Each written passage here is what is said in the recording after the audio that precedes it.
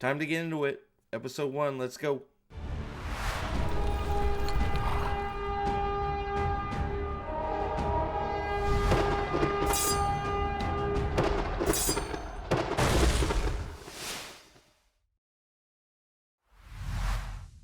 So hey everybody, welcome to the channel. Welcome back to the channel. Thanks for being here.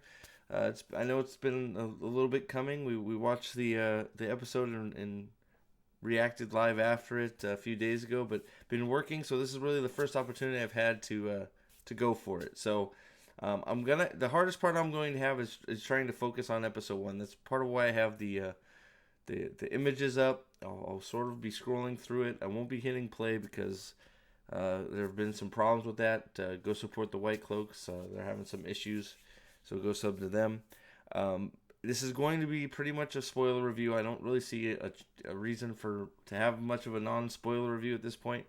I will say, before we get into spoilers and go through the episode, for anybody that is not a Wheel of Time book person and is watching the show, I think probably the biggest problem this show has, this episode anyways, is, for me at least, it was incredibly boring and slow. Not much happens. Hell, not much happens in the first 3, but we're gonna try and focus on one, because there's a lot wrong. there is a lot wrong, and for people that are not looking for any book connections at all, I think it's just boring and slow. Agree to disagree? Tell me in the comments. If you're not subscribed, it'd be awesome if you subscribe. Thank you. And we're going to be going through all of these episodes. We're going to be going through the whole series, obviously, watching it live, doing these reviews. Yeah, so we start where we all knew we were going to start, Dark Friend Social, right? No big surprise there. We've all seen it. Now, if you haven't seen it, they don't do the Dark Friend Social from the book if you're caring about the book. One of the biggest problems, besides for the fact that there's a child in the room, and I'll show a picture of that. For some reason, there's a little tiny girl there because they're babysitting. It's been the thing that we joke about. It's the Dark Friend Daycare Center, but whatever. Like, who cares, right? The dark people are nice people now, right? Don't whatever. But as you can see, I have it stopped on this one of the screens that worries me the most, and that honestly, I can't believe this is all the Pat and Fane we get in the first episode for sure. The first 3, spoiler, even further. Gonna focus on one. This is all the Pat and Fane we get, unless there's some BS whistling in the background, which I don't care about. Like, woohoo. I I haven't watched it again because I don't think I can torture myself that much right now. Little doses. I took a big dose on Thursday night, but so this is all the Pat and Fane we get. Which, well, if I was the actor, his name is escaping me right now, I would be incredibly pissed because guess what? The Great Hunt, which is what they're saying they're adapting along with some Dragon Reborn. Very, very Pat and Fane heavy, and you know what? It sucks we're not get to see him doing the Pat and Fane stuff that is so cool. And yeah, well, screw it. Who cares, right? Don't follow. We'll just say we're following the books. So, Pat and Fane, Dark Friend Social. Then here's where we're at, right? So here's a little girl holding hands with Ishmael. Since they had to tell us it was Ishmael. The show didn't do any work to say it was Ishmael. In fact, there's articles out there. There's all kinds of things being written calling him the Dark One still. So they weren't even clear to anybody writing articles that he's not the Dark One. He's Ishmael, one of the Forsaken. Misunderstood. Not obvious evil. Right? Right. Oh boy. And, they do the whole pet the Trolloc thing, right? Which, Trollocs have people inside of them too, right? I mean, they eat them and they have them in there, right? So, I mean, TLM, man, right? Don't forget TLM. Go to my Teespring, profitofthedragon.com. Support TLM. Trollocs Lives Matter. We'll move on. We'll be here all day. So the Dark Friend Daycare Center does not get any better. It's all but confirmed that these seals are representing what the show is going to be 8 Forsaken, We know that they're not going to have all 13. We've pretty much, it's another video, but we've pretty much surmised that, at least Agnor, Bothamol, and probably Asmodean probably not going to make the cut. So, yeah, but so, and apparently they're supposed to be in Telean Riod. I would never pronounce it right. They're supposed to be in Tar right now, which is fine. I don't care. I know it doesn't, I don't care where they are. The scene sucks. It's ridiculous. Like the scene, the cold open to this is so ridiculous. We've talked about it already before, so I don't want to spend too much time on it. It's ridiculous. They barely talk to any of there's barely anything going on with the Dark Friends. It's all this garbage with the child and talking to the Trollocs about how they're just hungry, they're not evil, which fine, whatever. I'm pretty sure they're evil, but whatever. They're the Dark One's so Ishmael's so crafty. He's it's just whatever. It's just bad. It's bad. So we get the the terrible credits, and then of course, remember this is our Great Hunt adaptation with a little Dragon Reborn mixed in, right? So we open up with Moraine doing menial chores like getting buckets of water from a well on top of a giant hill 5 miles away from the house she's staying out with. I think it's Adelaus and Varen. Rip Van Dien. Sorry, Van Dien didn't make the cut. You're out of there. We got to for some reason pigeonhole Varen in there, but I guess why not? I guess why not? None of these characters are the characters anywhere, right? So just why don't we just put frickin' Cadsuane there too, right? Why they can just they can all be the Golden Girls like Nerporiel's video, right? My son, we'll get there, but you'll see what gave him a Golden Girls vibe. It was very weird. So she's of course. Ooh, it's so hot out here. I'm getting all my water back. I mean, man, she's getting that well water. She must be really thirsty. That's a lot of well water. Look at where the well is. What? That's a great place for a well. That's the best they could do, huh? Okay. Maybe you should build some sort of, I don't know, apparatus with the one power to help maybe, I mean, you are with Van Dien and Varen.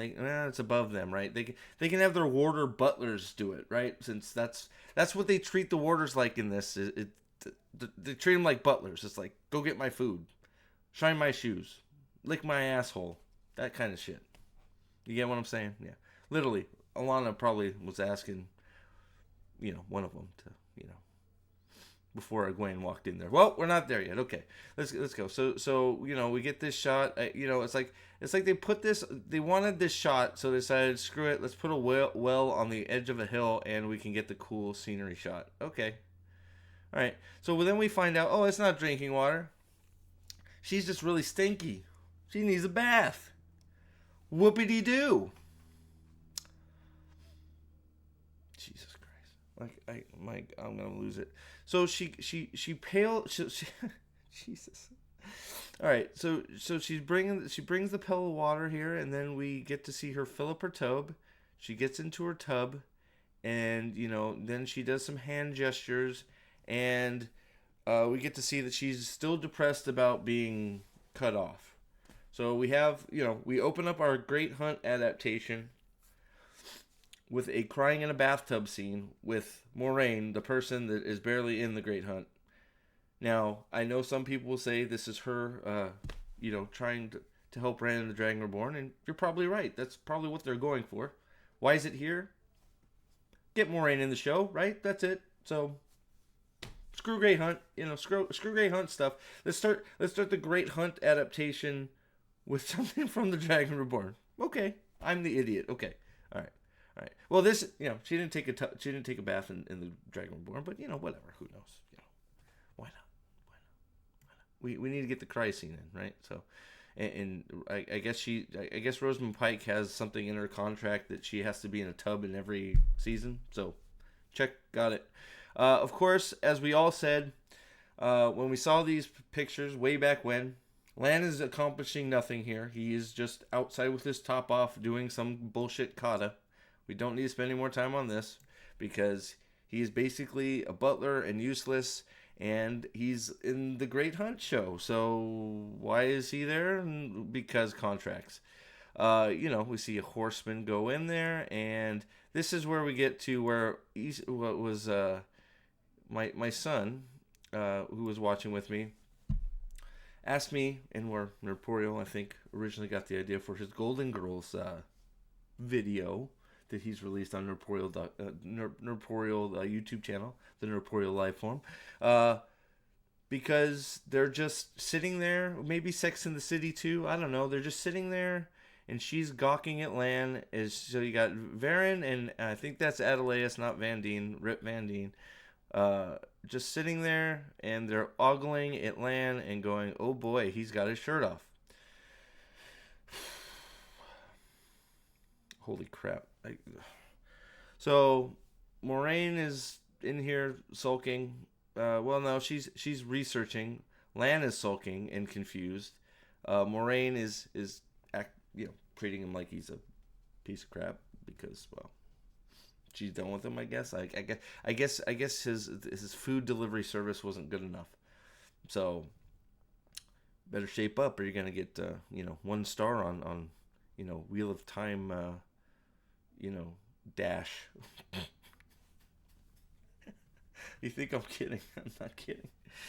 So Moraine, we find out Moraine's been having secret meetings with people. Great, and then thank God we got Bail Domon, right? So Bail Domon comes in and says doobie. So I think everybody creamed their pants when he said doobie, and then went into a different accent, whatever.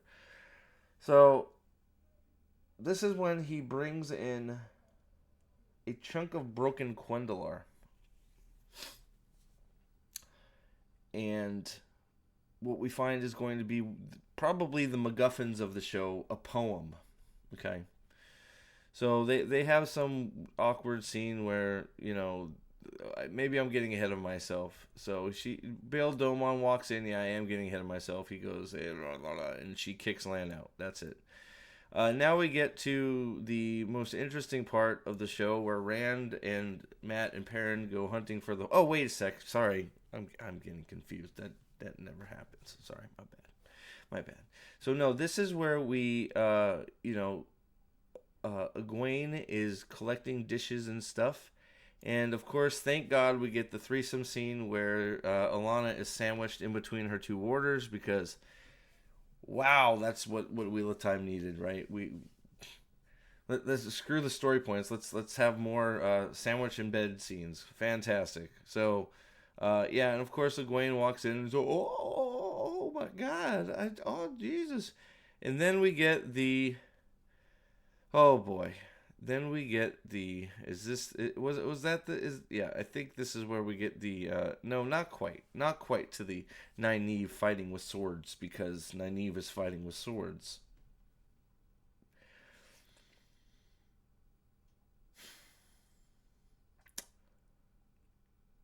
Yeah. All right, no, this is the impromptu lesson in the kitchen. I guess nobody's eating today. So Egwene has been collecting dirty water and shit from other people's rooms. She brings it in the kitchen, and Alana decides, great time for a lesson. Don't get that cruddy water with all the dirt and other people's food in it. We're going to use it for a lesson. And I'm going to teach you guys how to use the one power. And we find out for 100% that they've been there for 5 months. So there's our 5-month time jump, right? So the horn's already wherever it's going because it's been 5 months. And horn? What's the horn? Yeah, I'm sorry. The Horn of Valyr slipped my mind. I forgot. We don't know anything about the Horn of Valyr yet. It's Horn of Valyr, Great Hunt. We're about 20 minutes, 15 minutes into the show, maybe a little less. No Rand, no Matt, no Perrin, no Patton. Well, 2 seconds of Pat and Fane lurking it, I guess looking at Ishmael's butt. I don't know what that was about, but so we go through the lesson and we find out that they are retconning, or not even retconning. They are changing the way the One Power works. We're doing a Witcher TV show esque version of the One Power, where you have to take the element out to create the thing. So you have to take from the wall. So we're taking elements of earth from the wall to be able to make our funnel to to filter the dirt out of the water so we can drink it. So we can take water out of the air. We can take things. So it's another case of why stop it. That's not how it works. Okay, just don't do it. Why are you over explaining something that you don't need to over explain? You just channel the thing. You channel earth, you channel fire, you channel water, and you make the thing, and that's it. But no, we're just gonna make this shit up because we want to make it more complicated and make it make less sense. So mission accomplished. Well done. So we have this weird scene where Alana is being a very terrible teacher, and we find out that Nynaeve has a block. Well, hold on. Let's get to the scene real quick here. Can I get to it? There it is. So she has drank the poo water. There it is. So Nynaeve, of course, has a block. Alana's getting fed up with her, so she just says, "You're having trouble? Well, try again. You're having trouble? Try again. Try again. Try again. Try again. Try again. Try again. You need no. Try again. Keep try. That is that's Alana's method of teaching. Just keep trying, and I'm not gonna give you any instruction. Just keep trying. A+ teach. Nynaeve decides I've had enough of this shit and just drinks the shit water. I guess she's just trying to get out of there any way she can. I mean, she's about to be violently sick, but I mean, I get it. Lana was being a bitch, so I mean, I'm almost, now that I've seen this 2 or 3 times, I'm almost on Nynaeve's side. I'd probably give myself dysentery to get the frick out of there too. I don't know. What about you? So we find out she's got a block, but she's pissed off during the whole scene, so it's obviously not anger. What is it? Well, she's too strong, so she's afraid to use it because she is just that damn good. She is so good with the One Power. She is so damn strong that she's decided she's just gonna keep herself from doing it. Because go Nynaeve, what a saint. Oh God. So we then go to meeting of the minds in the same room. We're gonna see this room like 3 or 4 times. We just saw it when they were doing the fake warder training. Now we see it again. It's got grass. It's the same room, guys. It's the same room. They just put grass down and threw some weeds on the wall. So glad we're going to new places, guys. Thank God. We got some. We went to Michael's and got some fake leaves and stuff. So that's a new room right there. At least there's 7, 8 people in it. Well, I guess that's something, right? So Sheriam, the worst mistress of the novices ever, who doesn't, she just threatens, she never punishes anybody. And, well, I mean, I guess it's not her fault if nobody sends anybody to her to be punished. How's she supposed to punish anybody? So, we find out Leandrin's a bitch. We already knew that. Wonderful. Leandrin's still a bitch. And let's move on because that scene is useless. We just basically Leandrin going, let me teach Nynaeve, and Alana going, no, I'm teaching Nynaeve, and Alana goes, bitch, I'm teaching Nynaeve, and Alana goes, bitch, you suck at teaching Nynaeve, I'm gonna teach her, and Alana goes, I don't think that's a good idea, and Sheriam goes, well, maybe you can sort of go talk to her, but bleh. It's like, yay, scene. So glad we had that. Wonderful. We get our... Jesus Christ.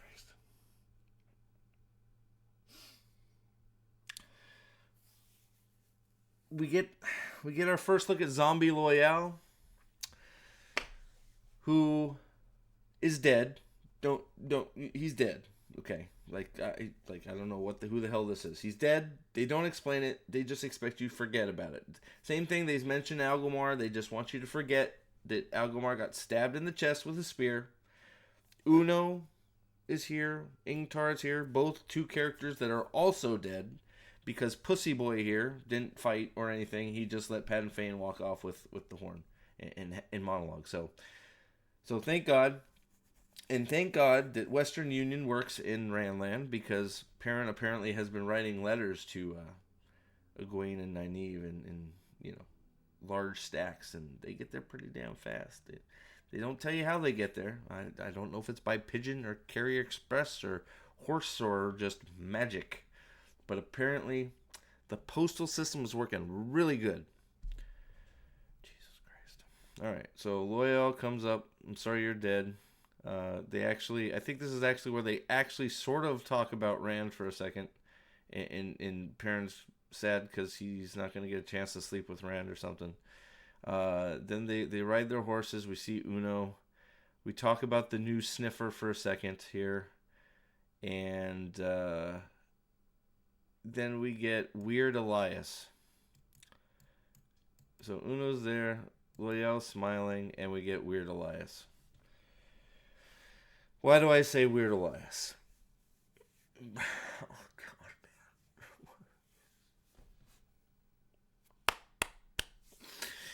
man. Okay, so we get Weird Elias. So Elias is just basically Plank of Wood 2.0. So he's Perrin 2.0. No personality. He stands there like a grump. And at least they got his eyes yellow, and he likes to sleep in nature. So at least I'll give him points for that, I guess. I don't fucking know.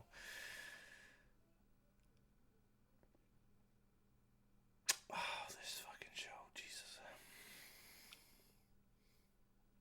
So Elias doesn't act anything like Elias. He's pretty much an asshole. He's got no personality.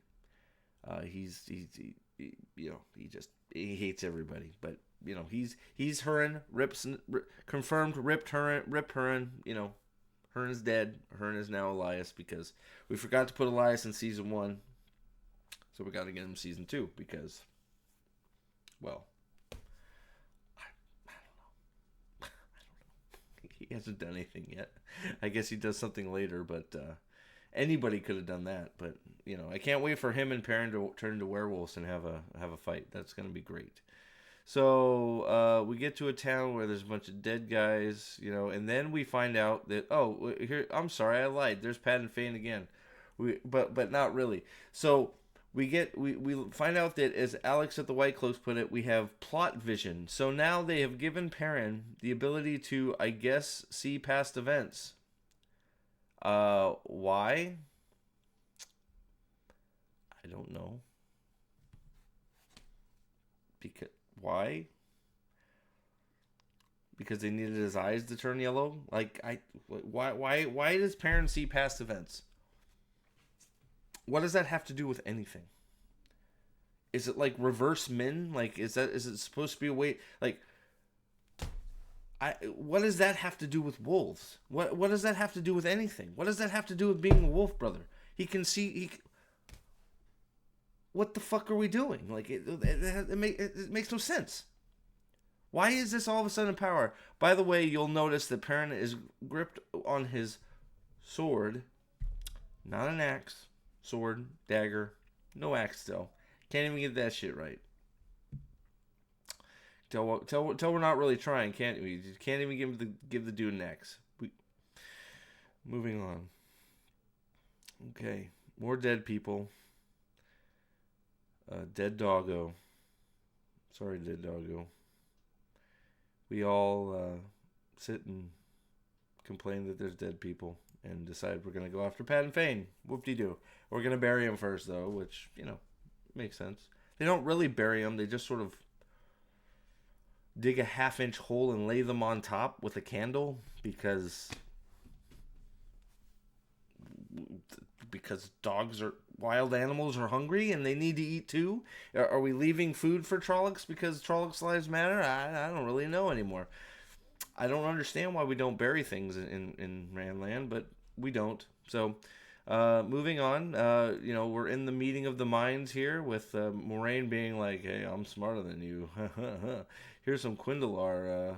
I don't want to buy that. I'm gonna outsmart you, and I'm gonna buy this poem off you for $1.50." I don't know why Bale thought that Moraine would be interested in a broken piece of nothing, just because it's Quindalar. It's unbreakable. You can't shape it into anything. It's a piece of nothing. But he said spray, so yay! He said the name of his ship. Woohoo! Now we have Thomas, Varen's warder, telling Lan to stop being a bitch. That's pretty much it. Yeah. Stop being a bitch. Give Moraine her food. Yeah, that's about it. So we're in the negotiations where Moraine is so smart. They want you to think she's so smart. She outsmarts him. Got that stupid captain. What an idiot. What an idiot. Oh, you got people chasing you? Here's 10 more gold. Get the fuck out of here.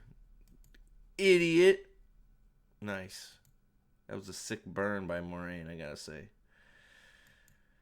Now this is where we get now we have the Nynaeve is good at everything. Oh, she read it. Yay, she read the poem, the passkey, the MacGuffin, the poems that are gonna open all the Forsaken out of their eggshells, and they can that's so much better than them just getting out and getting assignments from the Dark One and sowing chaos all over the world. Wow.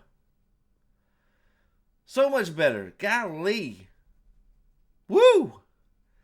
Nynaeve the Sword Master, she has now had more training than Rand al'Thor, who noted we are about 30 minutes through this. Jesus. Sorry, I wanted to go faster, but Jesus, there's a lot that, oh my god. So Nynaeve has now had more sword training than Rand al'Thor, who we still have not seen in this episode in our Great Hunt story. Still haven't seen Matt either. Okay, yeah. Okay, moving on. Okay, yeah, Nynaeve, you're the best. You should learn to have, you should get prepared to have orders so you can do them all the time. Wonderful. Alana and Egwene have some weird sexual fetish moment where Alana tries to seduce Egwene. I'm not even joking. Then we get this awkward, Leandrin quarters, Nynaeve. Yay, more tower bullshit. I am so glad we're not with Rand, Mat, and Perrin hunting down Pat and Fane. All the cool stuff. Blood calls blood. The actual blood calls blood. In Fall Dara. I am so glad we did this 5-month time jump, and we're wasting all this time in the tower. So, Leandrin says, "You stupid idiot. Why are you wasting time being a sword fighter? I can make a sword with wind. See?" And she makes weird eyes at her and says, "See, I have a sword now." And then Nynaeve's like, "Bitch, don't threaten me with no sword." And then, oh wait, I'm sorry, I forgot. Leandrin then throws some air at her. I guess she must have sucked the air out of the air to get the air, right? Where did she suck the air from? Her diaphragm? Where was it windy out? Is that why it was extra powerful?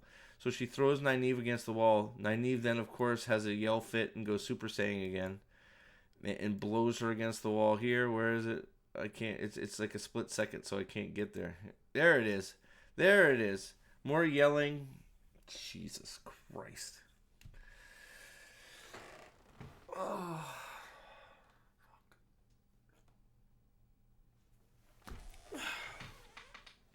More yelling to channel. Yay. So at this point, Nynaeve, who is, they keep telling us the strongest female the strongest channeler in 1,000 years. So she's full of the power right now, right? Leander says, "No problem. You're shielded." Because that's how that works, right? Yeah. I'm pretty sure Leander would have been crushed to death with that amount of force behind her, but, some cares about that. And I must have, used her fart to get the wind power, so it wasn't as powerful or something. That must be it. So more crying. Let's cry a little bit. I'm cut off. I'm crying. Now we're burying the. Have you fallen asleep yet? Yeah, I think I fell asleep at one point during this episode. Now we get a weird talk between Ingtar and Perrin going.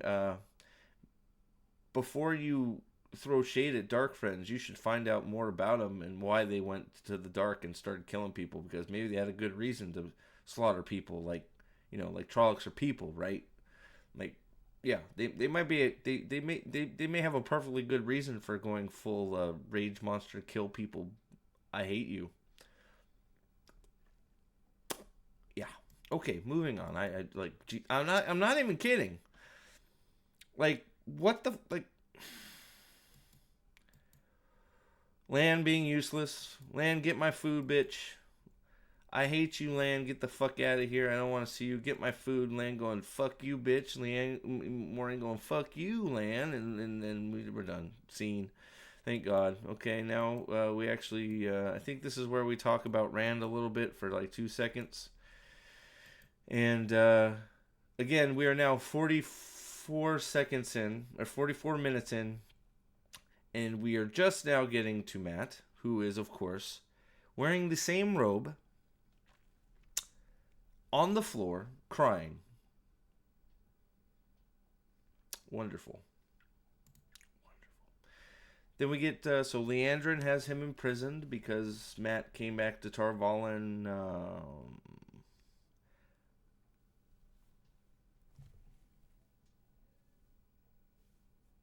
They're saying it's for the dagger because he can feel it, but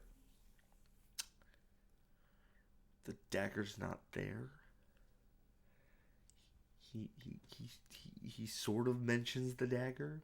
Later in episode 3, he leaves without saying anything about the dagger. So why the fuck is he in Tar Valon? Don't ask questions, just watch. Come on. Watch how Leandrin is making him feel like an asshole. Man, so good. Yes, his natural state, crying like a baby. Wonderful. Now we're looking in the fire crying. Everything is so sad. Man, I'm so glad they changed Matt. He's so improved, isn't he, guys? More of the Golden Girls. We're now eating dinner. And Varen and Adelaus can tell Lan. Now them two can tell Lan he's being a bitch.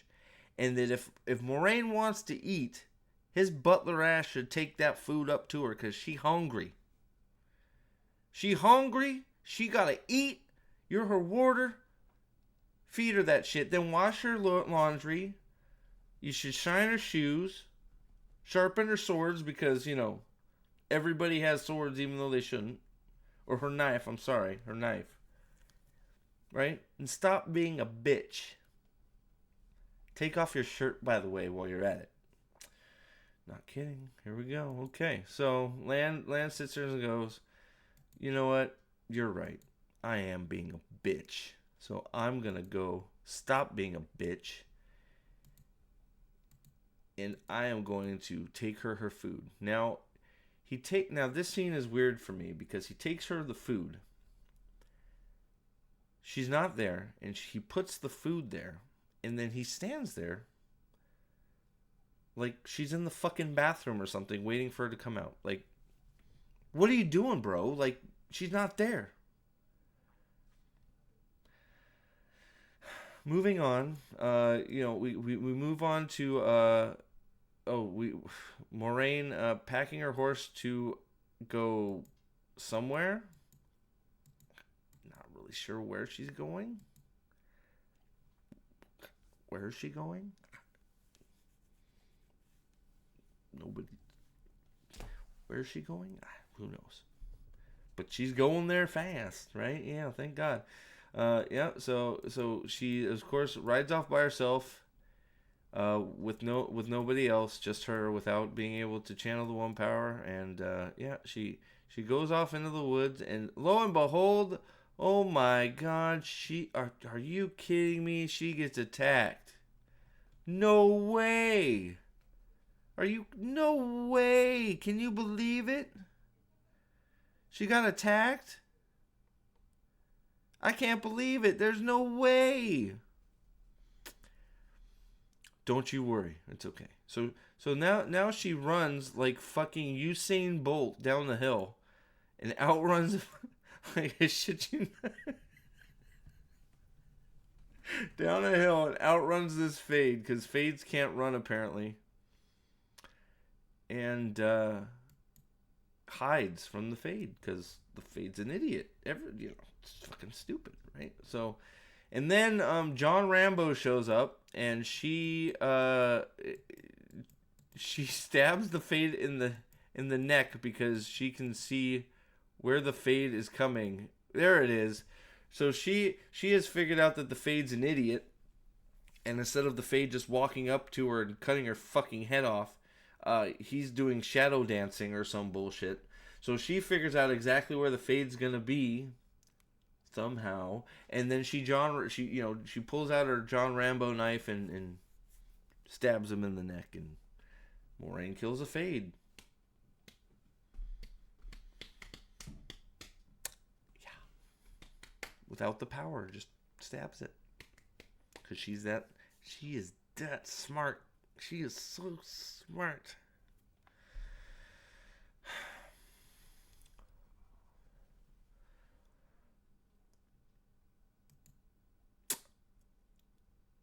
She is then shocked that there are more Fades.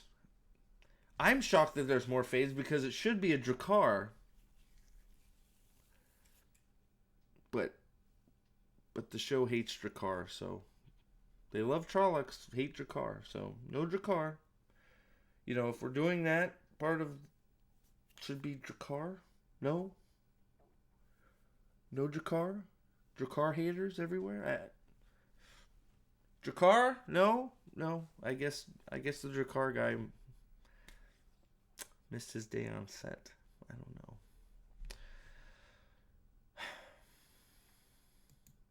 She promptly dies.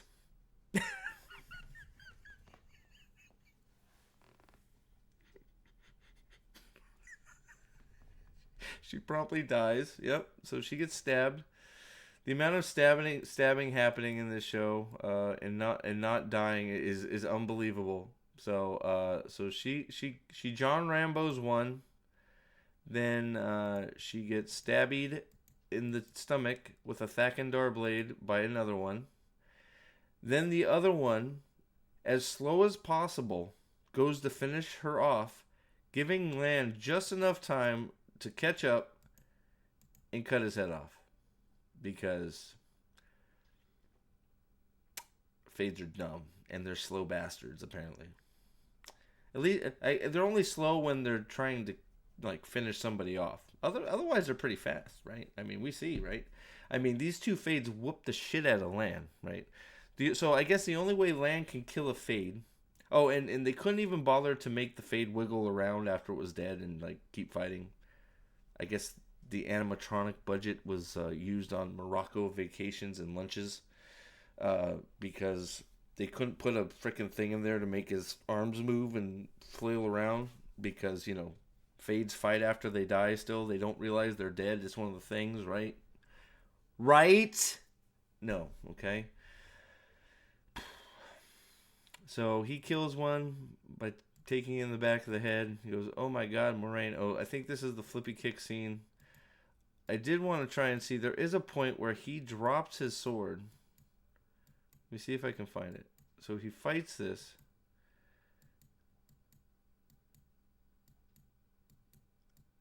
Where is it? Oh my goodness. I know there's a point where there's an editing mistake. Lan drops the sword after fighting these two. Sorry, the player is not... Is this where it's on the ground here? I don't want to hit play because I don't want to freaking have the... Here, maybe I can hit play for a second. I don't think he swiped at anything there. So that's after he dropped it.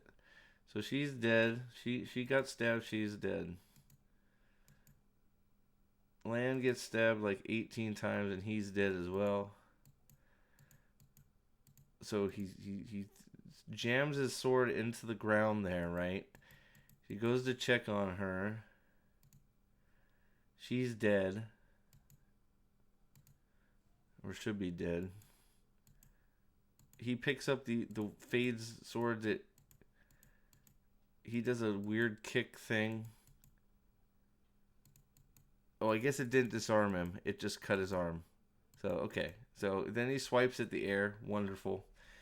Showing off his great swordsman skill. Swiping around and not hitting anything. Good job, Lan. Flippy kick. Gets his ass kicked by two fades. Shows why he's one of the most feared blade masters on the planet. Promptly getting his butt waxed. Now, to be fair, Fade should be excellent swordsman, but I think, I don't know. I felt like Lan should have done a little better. He just got his ass kicked. That's all that happened.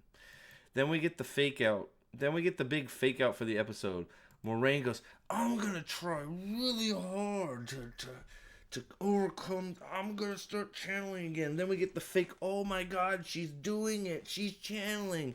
And then we find out that apparently Varen is stealing the blood, the heat from her palm of her hand, apparently, because you need heat. You need a heat source to make fire, apparently, now, right? So maybe she's taking the hotness from her hand to make fire. And then instead of making a fireball to kill the Fade, I guess one of them ran off because there's only one left. I guess. We light his sword on fire.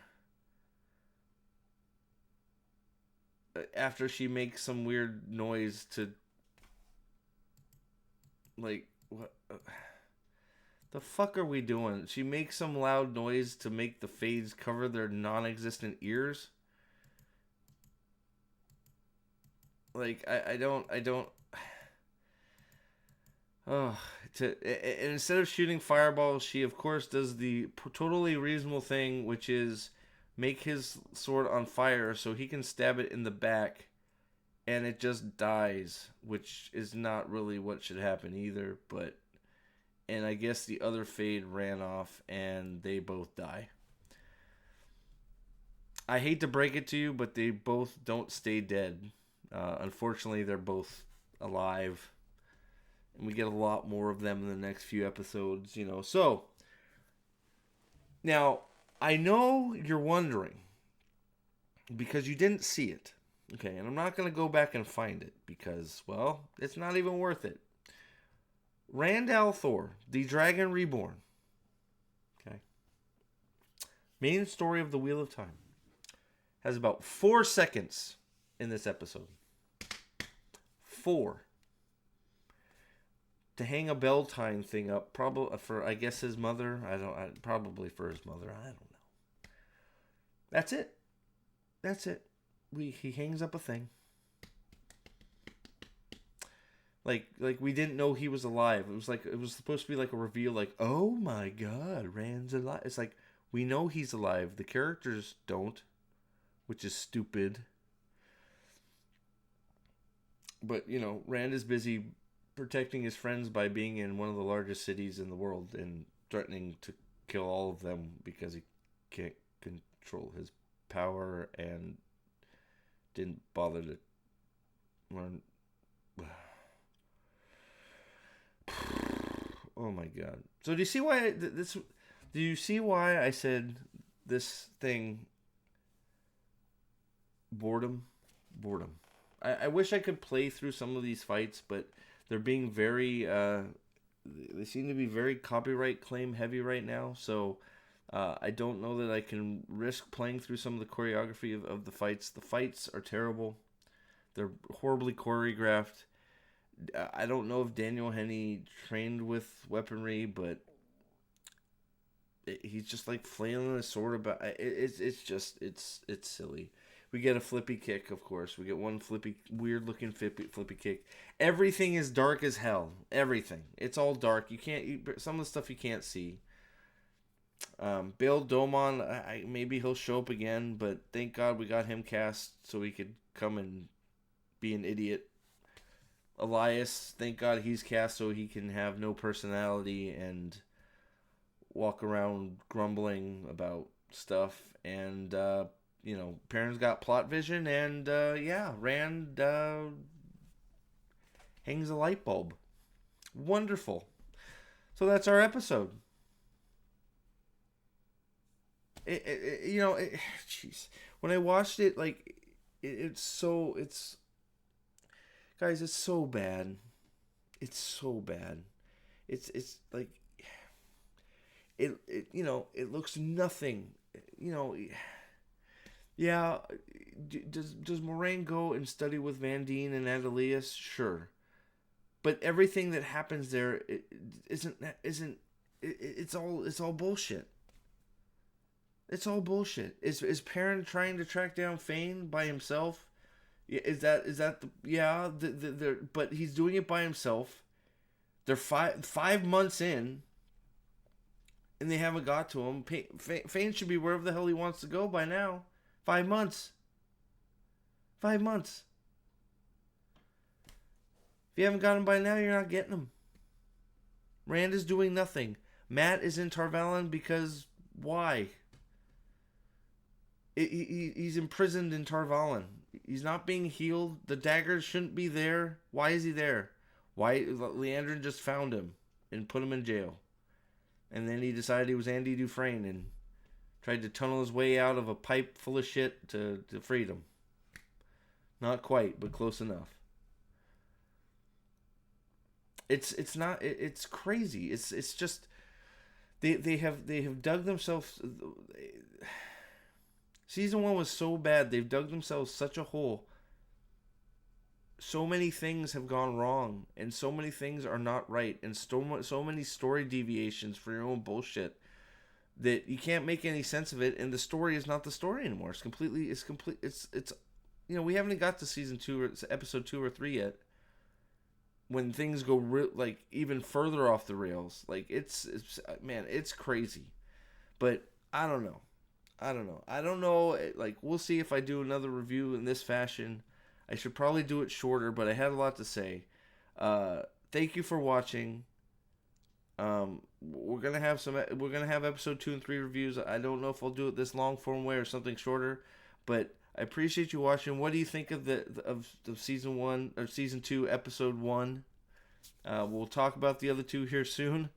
I'm not even gonna give it a rating. It doesn't. It's terrible. It's just terrible. It's a joke. It's a joke. The choreography's bad. The lighting's bad. At times the acting's even bad, which is sad because there's some good actors. The costumes are a joke. It's just bad. It's just bad. Thanks for watching. Please leave a like, share, and subscribe, and we'll be back soon for the other 2 and onward. Thank you, and until next time, all hail the Lord Dragon, and have a great day.